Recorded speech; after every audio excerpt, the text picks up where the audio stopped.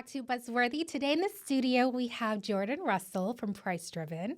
And Jordan's experience is quite interesting. He describes himself as someone who loves to conduct tiny little experiments with lots of generosity.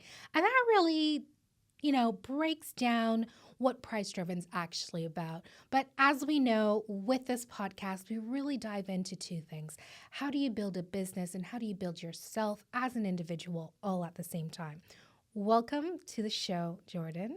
Oh, thank you for having me. I appreciate it.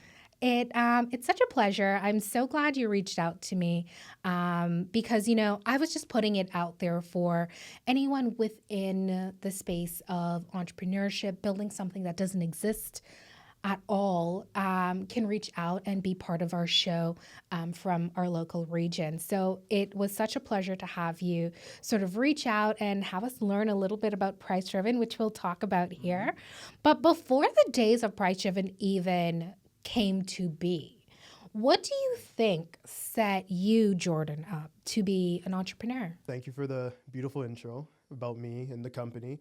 And entrepreneurial, I want to say is like very generic. Like it's always been in my blood. I always wanted to do it. But I realized that when I was around 10 or 11, when my parents, this is like the age when your parents are trying to convert you from being taken care of as a kid all the way into like you're now going to adulthood. And there was a moment I really wanted something. I think it was like a video game or maybe the newest shoes. And my parents were like, we're not going to buy that for you. You have to earn it. You have to make your own living. And I'm like, I'm 11. I'm just a little kid. And they're like, well, you can figure it out. We believe in you. So this is before Facebook, Kijiji, marketplaces. I took my belongings and I said, which one would kids want? And I looked at it and I picked hats. I had a large hat collection and I brought it to school, put it in my locker. And I'm like, okay, friends and family, friends, I opened the locker. Which ones do you guys want to get for $20, $30? And they were selling. And then I had a little bit of revenue. I'm like, oh, wow, I never knew I could sell products. But then when that was dried up and I wanted to get the next thing, I was like, okay, what am I going to do? So then I went to my friends and family and I said, hey, I can't buy your hat because I already spent all my revenue. It's already gone, it's spent. But what we could do, and I didn't know what it was called at the time, a consignment. I'm like, I will give you 75% of the profits. And they're like, amazing. So I took about dozen hats or so, put in my locker and did the same thing. Told my friends at school, hey, which one do you want? And I sold a few and then I give the people back their 75% and I kept the 25% just for the services. And I'm like, oh, this is great. I think this is kind of fun. I want to see if I can grow this. And of course, that came to an end after like 10, 20 hats, but that was the first step of entrepreneurship for me. Yeah.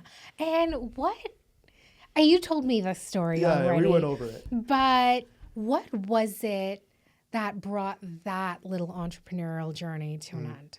Tell us about that. What brought it to like today? No. What brought like your hat business being sold in your lockers to an end? Oh, it was funny. It was my first unhappy customer. It was like a friend of a friend that bought a hat and then he had buyer's remorse. And he's like, hey, can I get a refund? And I'm like, no, I'm so sorry. The money's already spent. It's gone. It's already paid off. I don't have it. And he told the teacher and he's like, Jordan took my money. And I'm like, okay. So then I got home sent with a letter from the principal saying Jordan cannot sell merchandise, hats, or anything on school property. So the principal shut that down. But my parents are pretty surprised and happy to read that letter that they said, hey, go make money. And I did. And it just wasn't on the school's terms, unfortunately. But yeah, it was, that's how I got stopped. The school just wasn't having it no more. I love that. I think you completing that story instead of just being like, it was over at that point. I think that is the real crux of a lot of the story. Yes, it's you taking the initiative, that your parents are just like, I'm not buying you whatever you want anymore. Mm-hmm. You are 11, you've garnered skills by this age, you're smart enough, all of these things. And you said, well, I have a problem now I have to figure out because I want this one thing. My parents aren't going to buy it for me. Mm-hmm. I have to buy it for myself. And that, I think, is a lot of what kids today need. A little bit more of that because now they walk around with like these $1,000 iPhones in their hands that they never had to work a day in their lives for. So then how do you value that? So I think that's the very first thing you probably learned in that experience is, how do you create value? How do you transfer value? How do you make value for everybody around you? And that's an incredible lesson to learn at the age of 15. But then it also taught you that, hey, there are rules and regulations that you have to follow. And um, it's great that, your parents took it so well. Why do you think they took it so well?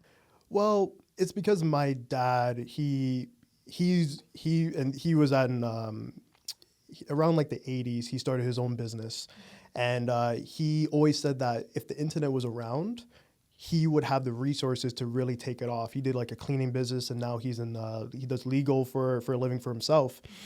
And he was saying that school doesn't really create entrepreneurs. It's a system where the bell rings, just like in a factory. You go here, the bell rings, you go here, you follow the ABC steps, and don't think outside the box. But he's like, you really thought outside the box this time. That's good.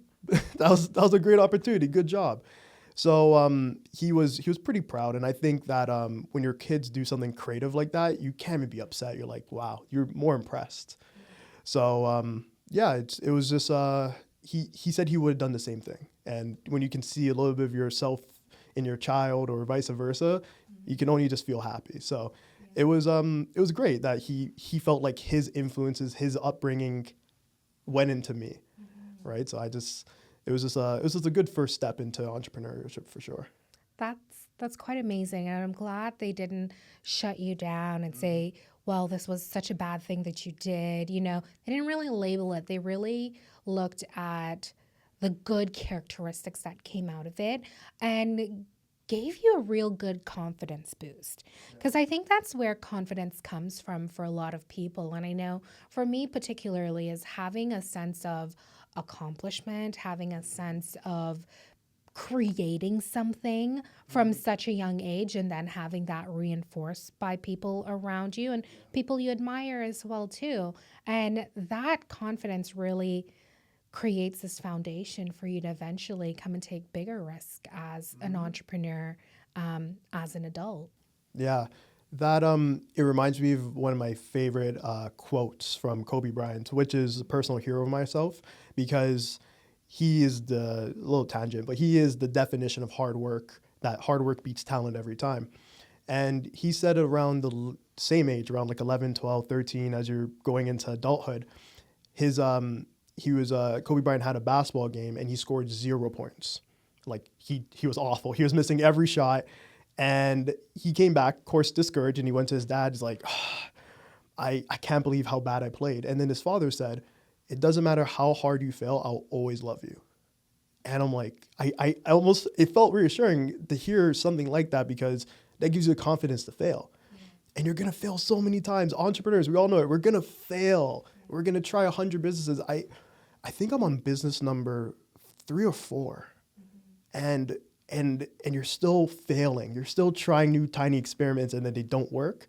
And my father, even though he didn't say those exact words, he gave me the confidence to try something, fail, try, and then you only need one big hit before you're pretty much where you need to be or where you want to be.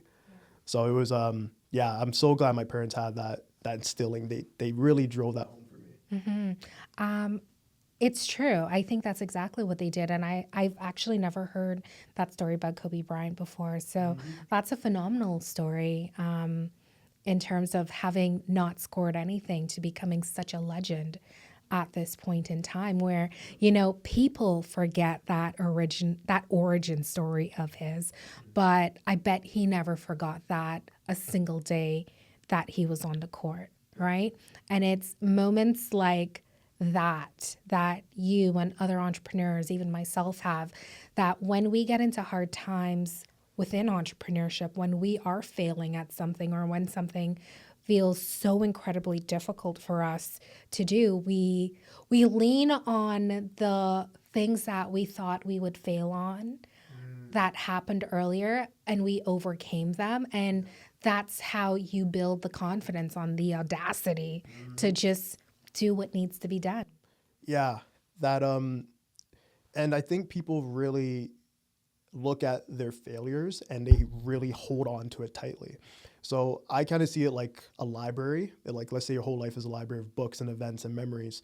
That the time you failed can be a really thick, like dictionary book, and it takes up a lot of space. But then we do something amazing. It's like a little tiny magazine.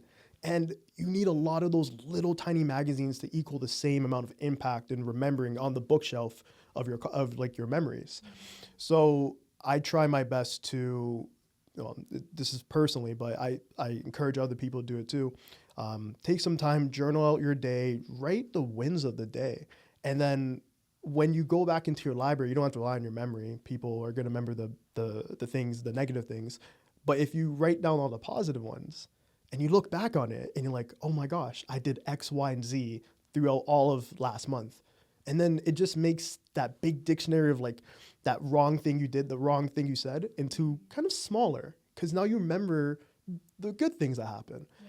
So, yeah. Even with that, I mean, we learn so much more from the failures than we ever do a really great win. Oof, yeah. Because a great win often has, yes, a lot of skill. It has a lot of tenacity behind it, but it also has a lot of failure behind it.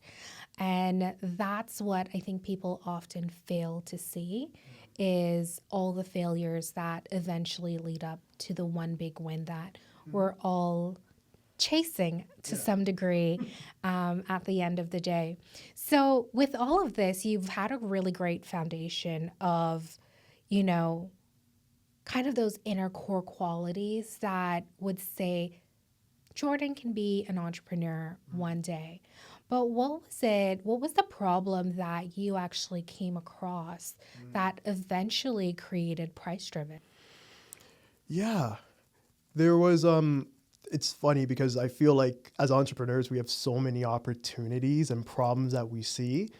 And with Price Driven, it was I was really young. I was just finished university, and I got an opportunity to work at a car dealership. And at first I didn't want to. I'm like, I don't think I want to. But my friend convinced me, he's like, oh, give it a try. It's actually a lot of fun. And I went and I joined. And, over the years and months and so forth, I would have friends come up to me. He's like, hey, how do you buy a car? How do you buy a car? And I'm like, oh, it's really simple. You just do X, Y, and Z, which I'm sure we'll get into. But and I realized that a lot of people are stressed out about it. They're like, I'm not sure if the pricing is ethical. I don't know how much discount I can get. I don't know if I can negotiate. And I realized that even when I left the industry, people were still asking me. So I'm like, oh, when someone's asking you for a lot of favors when they come to you, I'm sure a lot of your friends come to you is like for advice on making a podcast or how to start a business. And you're like, I wonder if this can be a business when people ask you for stuff. So after about a dozen times of people asking me, I said, I think I should make a service for this. I think I should make a service to show people how to negotiate, how to buy a car. But then I realized people really want a service where it's done for you. And I'm like, oh, okay, well, I'll just pivot. That was the beginning of Price Driven, but now it's a done for you service for negotiating, show how much discount there's a car, and you just walk in and buy the car and you don't have to worry about time commitment or unethical salespeople. It just simplifies the process. Wow. So take us back to the very first version of it, which you kind of just glossed over. You're just like, yeah, I thought I would help people and teach them the strategies to buy in a car, but they didn't want to do it. So eventually I had to do it myself. What was it that how were you actually trying to teach people to better negotiate, look for deals, understand the nuances of buying a vehicle? Yeah. So the first few people were friends and family, and they would say, how do you buy a car? And then I would tell them. I would make a document. I'm like, this is your car. This is how much estimated discount there is. This is what to say. If you're not getting a good deal, walk out, which is by far the best negotiating lever you have, is to walk out. If you don't feel comfortable, please don't buy from that person. Don't buy from that person if you don't like them. You shouldn't reward salespeople that don't make you feel comfortable. But yeah, so I made the document, and then people were still nervous and hesitant on how to actually implement it. So after about the fourth or fifth sale of trying to teach people the nuances in the industry, I figured I will just use my industry expertise and just do it for them. And that just turned into, instead of me telling you, hey, walk into the dealership, say X, I would just call the dealership and say X, and then send you over to sign papers. So it was a good little change. It was teaching people they didn't want to pay for learning to implement. They just wanted the results. Yeah. Were people just scared that they didn't know if this was going to work or not? Or what do you think it was in that initial design that made you say, you know what, there's such a huge barrier here. I have the knowledge, I have the expertise. How can I scale this better? Ooh, I so like that point of moment when I realized that people didn't want to pay for information, they want to pay for results. Yeah, it happened with a family friend. With I feel with friends and family, the more understanding if something goes a little left. But the more removed you are from someone, the more of a stranger they are, the more less leeway and patience they may have. So this was a friend of a friend of a friend, and they weren't happy with the deal they got. They were buying I can say the car, a Toyota Highlander. There's $3,000 of discount on that trim, and when they got the car and they only got 1,000 off, they were pretty upset, and I couldn't understand why. And they told me that, well, we spent 3-4 hours going over what to say, and I only saved $1,000, and I feel like I could have got a better deal. And then of course I have to educate the customer and tell them exactly why that happened. And I said for the next customer, I'm like, if I did that, if I just got your $1,000 off, would it have helped? He's like, yeah, that would have made my life a lot easier. I wouldn't have to learn all this. So yeah, just customer feedback told me that I don't think people want to be taught. They just want the results, which is fair, right? I when like for personal training, for example, or like weight loss, I rather pay to get a result than maybe go on a run. Like if someone told me, oh, walk for a few minutes a day would give you just as much. It's kind of an interesting example, but I think people would want to just pay for results. Yeah. They I don't. mean, simply put, people Yeah. want to pay for results. They just want to pay for results. Ozempic over the gym, over Exactly. the gym, I, right? I wasn't sure if I should mention Ozempic. Super easy, super easy. Yeah. But I love the phrase that you said, which is people don't want to pay to learn, they want to pay for results. Yeah. And that's what you ended up building with Price Driven, because you're like, I have the expertise. These people have their lives to run. Buying a car is already stressing them out. Yeah. They don't want to have to go to car university and learn how to get the best deal ever. So I'm just going to do it because I actually understand the new. This is like a very unique skill of yours and interest. And it's all of these things colliding to create Price Driven at the end of the day. So I really love that. I think that's a really great insight to say, well, people don't want to learn. They want results. They want results. And that's what Price Driven is creating, is results. Exactly. Yeah. There's a lot of barriers and terms and the university of school to just buy a car. And I'm like, that sounds very stressful. Mm-hmm. So it's almost like if you had to buy a house by yourself and you didn't have a realtor, it's kind of like that with a car if there was no realtor. And they trust the realtor to ask them questions like, oh, what do we do for a home inspection? What happens in this? And what do I say to the lawyers? The realtor walks you through that. In the car industry, there's no one to do that. So for a lot of the people I work with, there's really two customers. Mm-hmm. The first profile is someone that says, I just want to save as much money as possible. We're going to work on this together. I'm like, great, let's go. The second customer is often women, immigrants, anyone that's unsure about car buying, and they're like, I have no idea what to do. And I just don't want to be, I don't want the wool pulled over my eyes. Yeah. I just want to get a car. I want to make it simple. And I enjoy working with both people, of course, but I love helping out people that just say, this is so easy. Thank you. And it's so good to give back to community and help people that don't know something. So giving those people results, it just really makes me smile. I mean, I've bought a few cars so far, and the car buying process is very stressful. Well, Very, very stressful. I mean, here's the I say thing. that like I don't know, but Yeah, you used to sell cars. You should know this, okay? But I think what it really comes down to is having this thing that's such high value. And like you said, nobody to mediate for you and putting a lot of trust into people that have pretty bad reputations. Like a car salesman is like the scum of the earth. That's what, we have. This is it what, is. I'm sure I've used that term before about some car salesman at some point in time because it feels it's a high stakes sales environment for them. And because a lot of them are commission only. And it's hard to make a living when you're just gonna not put people in a position of pressure because you're thinking about your own life at the same time. So it's slightly, I understand their point of view, but it does create this environment for bad behavior and bad ethics and for people to be taken advantage of. So I think a service like yours, like you said, really does cut through a lot of the fear to say, here's somebody we can trust that's been in the industry, that knows the ins and outs. And I don't have to be under pressure to say yes to buying a car from you because you're the intermediary to the person that's providing all the pressure. Right? And that pressure doesn't faze you No, it's because another you day. have been that person. I've been that person, and it was not fun trying to convince people I'm not that person. Yeah.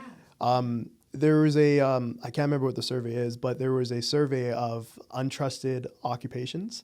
First is hilarious is politicians, and then car salesmen. Yeah. Like For real. we're right there. And when I would sell people cars and I would go to the manufacturer's website, I'd flip my screen and I'd put all the numbers in front of them, they would still not believe me. And they'd be like, I don't trust you. And I'm like, this is all public information. Like, I'm trying my best. And I think after going through that for maybe like the 50th to 100th time, I'm like, there has to be a better way. There has to be a better way. And I don't know if the industry is going to change. So I'm like, I will then try to insert myself to be the middle between the change if the industry itself can't change. I mean, that is the industry changing, right? In a way, yes. You are part of the industry. So if you create something, if you create that wedge and it's like creating a wedge in a tree and then you keep hammering at it, eventually it changes the position of the tree, right? I know that's a weird example. No, I like that. But, It kind of but becomes part of the tree. Yeah, it does change the environment. It changes the landscape. So you are changing the industry. And I think you should stand on that a little bit taller because it's an industry I think that's ripe for change. There are companies like Clutch, right, that exist that, in essence is trying to do exactly that, is to cut the pressure of the other person. But I think what you're doing is you're really leaning into the human side of things where you're just like, hey, I'm going to hold your hand through this process so you win at the end of it and you get the results you're looking for. Yeah. I'd probably say that the model that Clutch is doing, I like you mentioned them because they're a big player in Canada and I think they're amazing. And they're amazing because they're changing how you buy a used car. They have the same ideology as me, as in the Costco method, is our marketing is going to be giving such a great experience, you're going to come back. Marketing, like Costco, for example, they don't spend $1 million on a Super Bowl ad. They put that money into the refunds. So then when you refund something after like 5 years and you're like, wow, this is a great experience, and you're not going to leave Costco. Yeah. I'm not sure. Maybe I'm just biased, but No, I think I'm like, maybe I just love Costco. businesses I like love that Costco, idea. yeah, They know their value, right? They know their value. And when your value is so strong to your customer, you don't need a Super Bowl ad to convince people that No, they need to use it. just good people. You put the person first. So this is jumping a little ahead, but the way I really want the company to go and scale and build is very similar to what Jeff Bezos and Amazon does. That when they have a boardroom meeting, they always leave an empty chair. They they leave the empty chair and they say that's the customer. When we make decisions, we have to think the customer is also a part of the decision. We have to put the customers first. So I'm like, I love that. And I think that if the customer was in a boardroom meeting and I had a chance to change something, I'm like, what would the customer say? They would probably be like, they'd probably say the same things over again. I want transparency. I want trust. I just want this to be easy. And that's the whole ethos of the company is the industry doesn't give them that. And if we do, that's what's going to make us different. Absolutely. Right? So I always try to make sure that the car buyer is the people that they're the lifeblood of the company, right? We provide service and we want to make sure that they get the best service. Yeah, but you're also working with the dealerships themselves too, right? What's the value you're providing to these dealerships? Ooh, that is good. And I'm glad you mentioned that because a lot of the time when I talk to people, I always have to explain the consumer side of things. For dealerships, there's a lot of benefits we provide for them. The main one is now that the industry has changed, we know during COVID how hard it was to buy cars. I'm not sure if you bought a car during COVID. No, thank goodness. Thank no. God. Yeah. Of course, the supply chain issues and the chip shortages drove new cars to be pretty much non-existent. They were just gone, meaning that used cars were now having higher demand, prices increased, and now they're making money hand over fist. Yeah. Actually, here's a quick story about this whole COVID There, thing. go for it. So my car is a 2013 and COVID happened in 2020, which made my car 13 years old at that point in time. Yeah. Right? And this is where I think this really exemplifies what happened to the car industry during COVID. Is the exact same price I paid for my car in 2013 was the exact same price I could have sold my car for in Insane. 2020. It's insane. Which I was like, With more kilometers too. oh my goodness, my car had like 250,000 kilometers on it Yeah. at that point in time.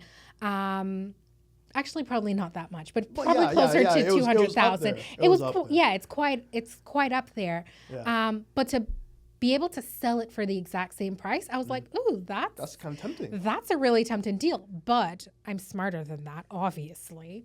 Yeah. Because if you sell the car for this high price, I still need a car to go places. Yep. So why would I go and buy another car that's probably just as old as my car for more than what my car Yep. was that I sold it for? Yep. So yeah, okay, keep going. No. I just thought that example like really demonstrated like the madness that happened. And funny enough, one of my friends had the exact same thought as you. They had a car, they drove it for 5 years, and then after 5 years, putting like 100K on it, it was worth the same amount he paid for. So then he sold it, and then he moved to Toronto, and he's like, I don't need a car no more. Okay, that's fair. That's a good That's the deal. that's the only way I could think out of it on top. If you Yeah. went and bought another car, then congratulations. The extra 5,000 you made will You just go into lost. you just put into the other car. Like Yeah. you're like, congrats. You just went from same. You just basically just shifted cars, and the value on the bill of sales is higher. Yeah. Like it just kept moving. So with COVID happening, with the demand and supply changing so much, that dealerships, the value changed for dealerships because they're in a point of time during COVID where they're making so much money because now they have so many people coming for one car. Before it used to be one car, one seller, or one buyer. One car, one buyer, one seller. It was even, 1-to-1. COVID made it 2 buyers, 3 buyers per car. And now they're like, we can have a bidding war. And it was amazing for them. They made so much money. But now, after COVID, Now they're back to reality. Now it's one buyer and one seller, and they're still expecting the same money from before. So when I go to dealerships and I say the value, sometimes the adaptation or the idea of trying to get back to reality of how it was before COVID still doesn't resonate with them. But the value, the long way of saying it, the value we provide for dealerships is now that they have more inventory and they're back to reality, we help them move inventory. Because a little bit of industry knowledge, but the 99% of dealerships, when they buy their car, they buy on a loan. Meaning that when longer it sits there, the more interest they pay on the car. They do not want that. And the less discount they can offer a customer because they're not going to take a loss, right? No, they do take losses. I mean, but they don't want to take a loss. No. I've sold cars that had 2-year birthdays sitting at dealerships, and they're like, please just move it. We don't care how much it goes for, just move it. But the main purpose is not only just moving inventory, which then saves them money on interest, it's providing pretty much a customer willing to pay the average of a car in Canada, $45,000. And we say, which is, I know, in the past, since COVID to 2026, I think it was an increase of 40%. So absurd, but COVID, inflation. But at $45,000, the average car in Canada, and I say, hey, Mr. or Mrs. Dealership, I have a customer that wants to buy your car, and they already agreed on pricing.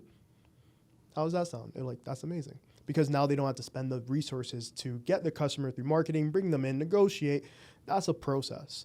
I speed up the process. I make it as easy as possible. I say, yeah, they're just going to walk in, sign papers, and they'll be out your hair within 10 minutes. Instead of the standard process of 3 hours doing negotiations and test drives, and then they walk out and you have to call them in. That's a lot of resources.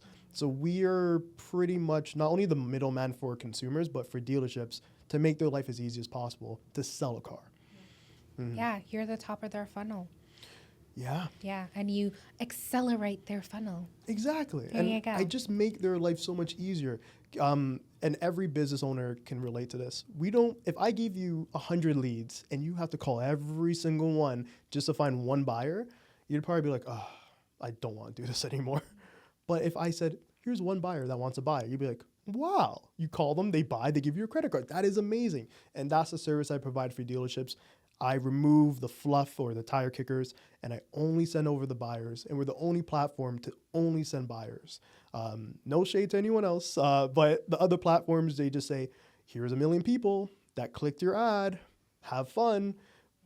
We say, okay, we went through everyone. Here's the best people that want to buy at your price.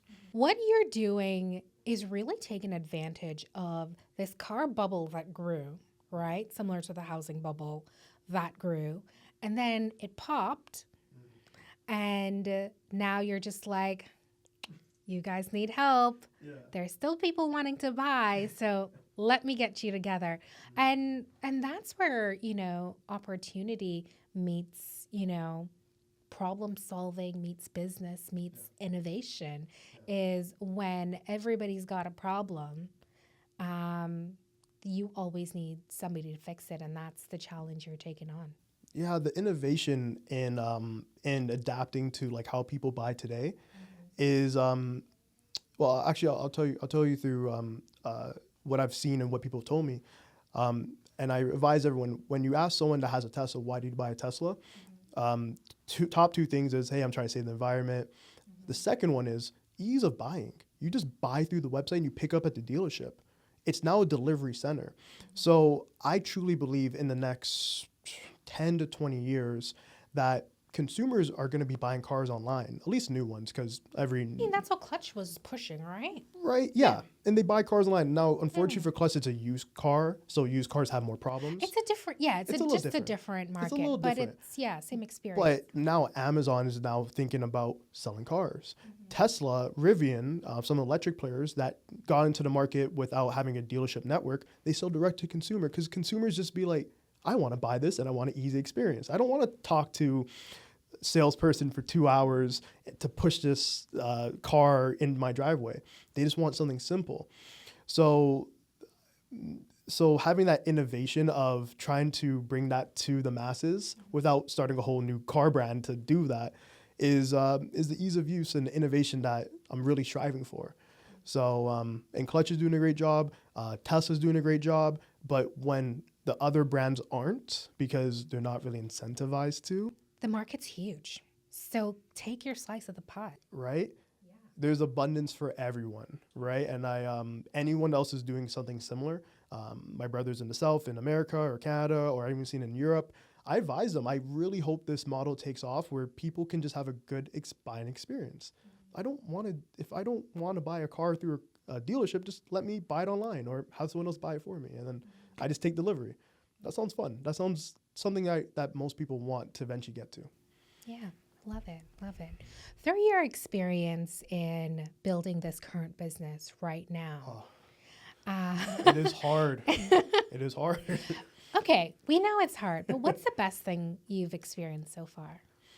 Outside of the feedback of talking to customers after they get delivery, I'd probably say the best thing about it is the idea that the community I'm building, I really want to have a great company with a great workplace culture.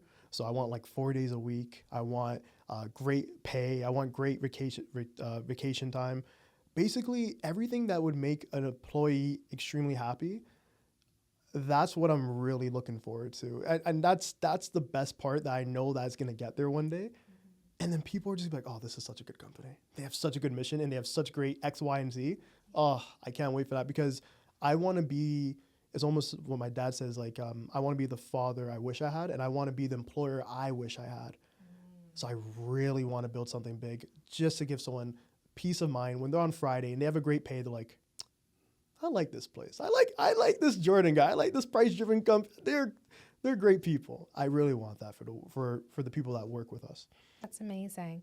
And I think it's really great because the thing you just said just now was you want to create an environment for your employees that you didn't necessarily have. And I think that's huge.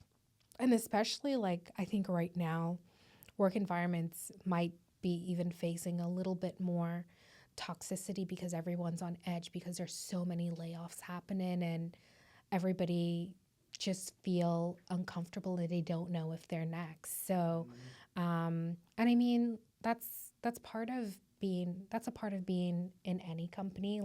That's always a risk, and people say entrepreneurship is a risk, but it's actually just as risky to say, I'm going to hang my hat and being an employee somewhere. It's just a different kind of risk. So yeah, I definitely hope for sure you're able to build a company like that in the future. Yeah, I think with how you're going, your passion for what you do, the love of the results that you can deliver to your customers. I think once you keep that, you keep innovating, you keep looking for the opportunities in the middle of the chaos and problems. It is where you win. Yeah, that's the part I enjoy right now is the feedback and the future having a company where employees are happy. The thing that's stopping me from getting there is the hard parts, and the hard part is I think everyone can attest to this is getting your name out there. And there's only so many ways you can do it. So the podcast being one of them and making content, but I guess also the tiny experiments you have to do to see what works, right? So for example, I could go down the avenue of doing like SEO and getting people to go on the website. Great, I've tried it, it worked. And then I can try ads. I'm like, oh, those ads didn't work. And just trying those different experiments to see what puzzle pieces work together to get your name out there. But the hard part is not being discouraged when one doesn't work when you think so. So right now I'm in the process of trying different things. And I can be honest on like my strategy of going about it, right? Okay, No, okay. for real. I don't have to go into details. For real. Okay, No, okay, you're okay. building your company when you can afford for your strategy to be copied by everybody else, then sure, tell us. But no, I think we get it. I think we get that you're in a phase right now where you feel like the value you're solving is really, really solid. But what I think is often a really great opportunity, yes, we as companies, we want to scale really fast. We want to do that because we want to get to where we have in our mind as a destination. But I think maybe I don't know any ins and outs of your business other than just chatting with you in conversations like this. But I think looking at how you can build a solid foundation for your business right now so that as you keep doing those micro tests to get your name out there, to build your audience, to build your customer, to continue building that pipeline and, you know, helping sell for these dealerships and helping people get cars easier and nicer, is how do you build a foundation that where you can go beyond just you and a few employees to even more employees. So working out like those foundational things that when the right moment of scaling hits, it's already met by an infrastructure that can support it and not where you scale so fast that you break in the process. Yeah. So I think enjoy the chaos and the messy middle and the striving. The madness. Yeah. The madness that happens. Yeah.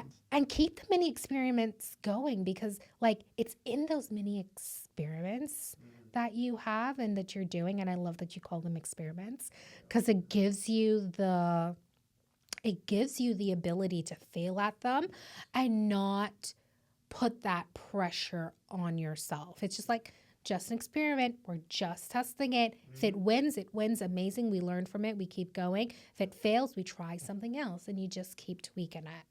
I think that's a phenomenal place to be because how long has Price Driven been around now?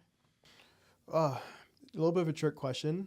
I would probably say seriously focused on it, I would say about a year, but total life of the company, incorporated all that, I'd probably say about 3. That's amazing. Yeah, so it's still a baby. You're still a baby. Toddler. Oh my God, I just started crawling and I'm now walking and falling, and now I'm figuring out whenever I put my foot here, maybe I might be able to get the next foot, and I'm just learning to walk. Yeah. Hopefully run soon. Listen, toddlers love to run, so I think you just gotta, put your shoes on, make sure your laces are tied. I know it's Black History Month just passed by, but the Martin Luther King of you gotta crawl before you walk, before you run, and I'm looking forward to walking. Yeah. I'm looking, and those tiny experiments of holding onto the sofa and putting my foot down, and I think walking is gonna come pretty soon. Yeah, I'm excited for that for you. Yeah. So in your journey so far, what has Jordan learned about himself? What I really learned about myself with business is that I had to teach myself delayed gratification, because when you try something and it doesn't work and you look at your bank account and you're like, I need this to work, and it doesn't, it crushes you. But if you take the tiny experiment of, okay, there's 5 things I could do, let me try A, B, C, D, E, and you have to wait and be patient to see which one's going to actually work, then the delayed gratification is, I don't have to have this to work right now. It's going to take a while, and you have to be patient because you don't know what's going to work. You can only connect the puzzle pieces. You can only connect the puzzle pieces looking back. It's kind of like driving. I can only see where I've been if I look back. I think that makes sense. Yeah, in the rearview mirror. And you just have to give yourself grace. So I'm giving myself grace to fail. And I learned that if I just enjoy what I'm doing today and I don't connect it to the revenue straight away, then I'm okay. I really love the delayed gratification component.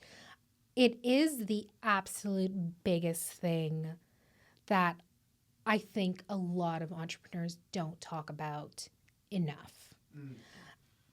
Because when you have to put your life on hold, and you watch your friends, your family starts questioning you and everything, and they're just like, well, how long is this gonna take?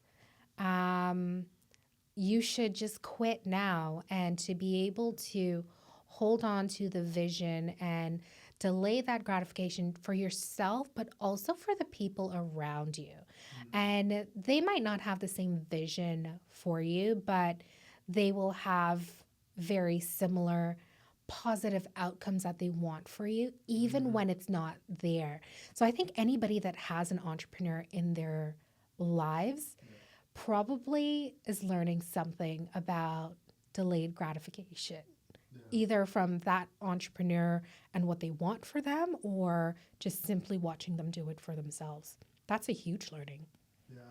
I got into the point where the delayed gratification is now I can like reap the benefits of waiting for so long and have this is amazing, but I'm consistently having deals per month every month. And before it was slow and it was hard and it was like I felt like I was like climbing a hill. I get to the summit and then I realized, oh my God, there's another hill. There's another mountain. And it just felt never ending. But I got to a summit of consistency, and now I can, even though there's another massive mountain, at least I can look over the mountain and enjoy the view. Like, this was worth the work. This was really worth the work. And then you take a deep breath and you continue to the mountain, but you still enjoy the view while you have it. Yeah. Have your flowers and just smell them. I love it. I love it. So as we wrap up the podcast, 3 questions we ask you, which is going to dive a little bit deeper into you. The first one is, what is the biggest thing you've learned so far? I think the biggest thing, and it kind of summarizes the intro you had for me, was tiny experiments. I realized that speed is everything.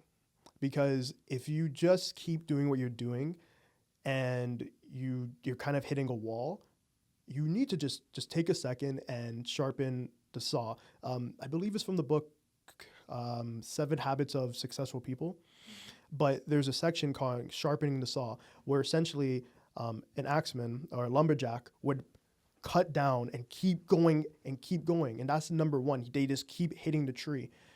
Number 2, lumberjack would cut down the tree, a few strikes, sharpen the saw. Cut down a tree, sharpen the saw, and go back and forth, and that's learning.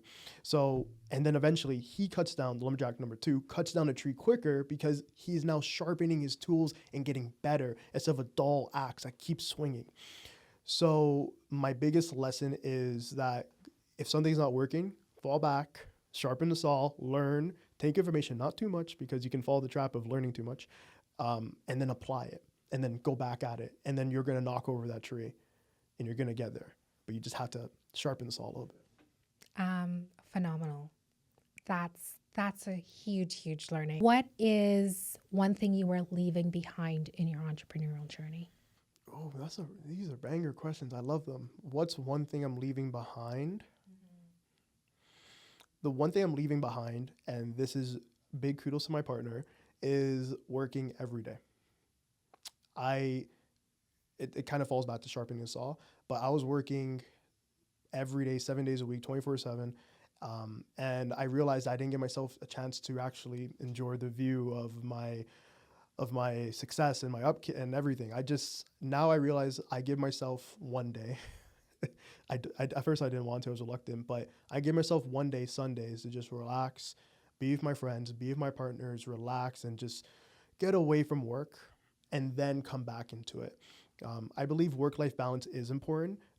It kind of goes out the window when you're building a business. Sometimes you forget it, but you have to just take a break and just relax. And now I'm doing that. I'm actually, funny enough, ever since I've been doing that, the numbers have been going with it. So relaxing Sundays have been a big win for me, and I am putting out 7 days of work out the window. I'm leaving that behind.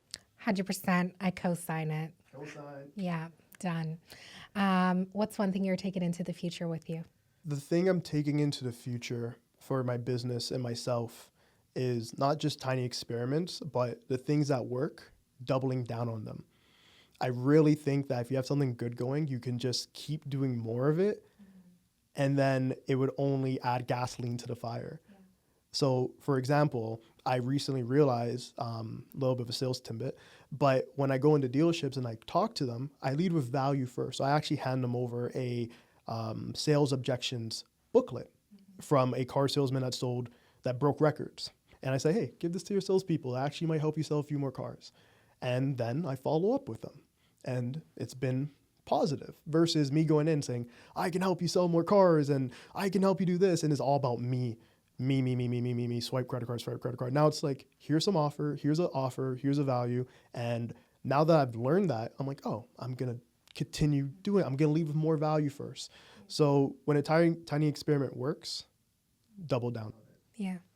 I like that answer, but now I want you to answer this personally. What is Jordan taken into the future to build the kind of company he wants to build? I think that we're only as, I think that there's learning knowledge and then applying knowledge.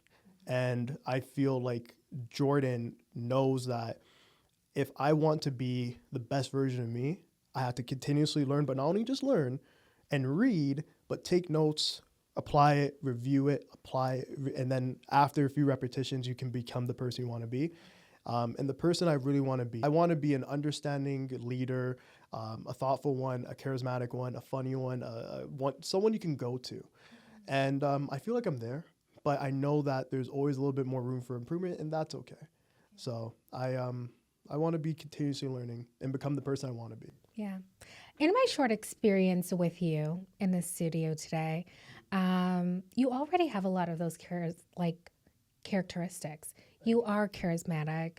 You know, you do seem very caring, especially about your customers and the way you speak about them and all of that. So you have a lot of the fundamentals, but those, like you said, it just continuous learning and difficult and more nuanced situations will test those things about you. And as long as you keep learning and building on what you have, you absolutely will be. Oh, Miss Harris, you're too sweet. Thank you. I appreciate that. That means the world to me. Amazing. Well, thanks so much for being on the show today. You are certainly a buzzworthy entrepreneur building a very buzzworthy business. So I'm excited to see where Price Driven goes. And if you are looking for a car, I'm just going to plug it. Price Driven. And hopefully when I'm buying my new car in the future, maybe I'll give you a ring.